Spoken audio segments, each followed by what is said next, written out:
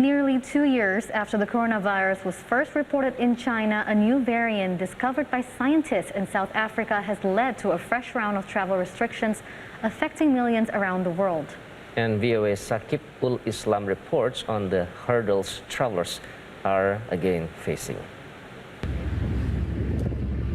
American Portia Steele was halfway to Kruger National Park outside Johannesburg when she heard about new U.S. travel restrictions targeting South Africa, where the Omicron variant of the coronavirus was first detected. I was getting text messages from my friends and family about how they were restricting travel in the UK, expecting maybe that they would restrict travel back to the U.S. Steele shortened her first ever trip to South Africa from 10 to only 2 days and booked 4 different flights back to United States before the restrictions took hold. A lot of U.S. citizens tearful at the United counter, at the Delta counter, at the KLM counter, trying to figure out ways to get home. Steele was required to have a vaccination card, a negative COVID test, and a negative rapid test at the airport to board a flight from Johannesburg. In the U.S., she was greeted by officials with the Center for Disease Control, given a self-testing kit, and then went into self-quarantine.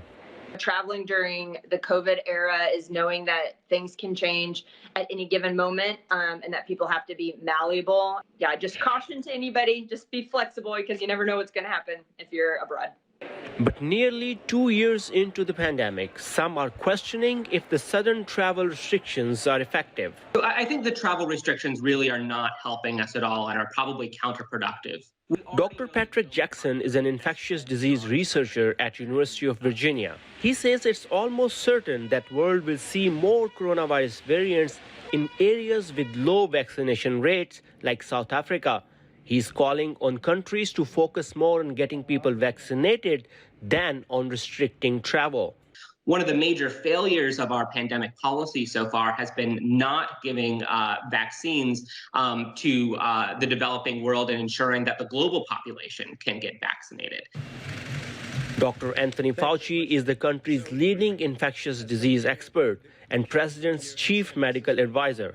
After the first U.S. Omicron case was detected days ago, Fauci renewed calls for people to get vaccinated and defended the new White House travel restrictions. No one feels, I certainly don't, that a travel ban is going to prevent people who are infected from coming to the United States.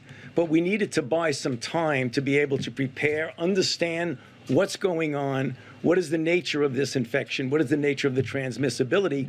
More than 30 countries have closed their borders and more have imposed stricter measures in response to Omicron. As researchers try to learn more about this latest variant, officials say it's imperative that more people around the world get vaccinated.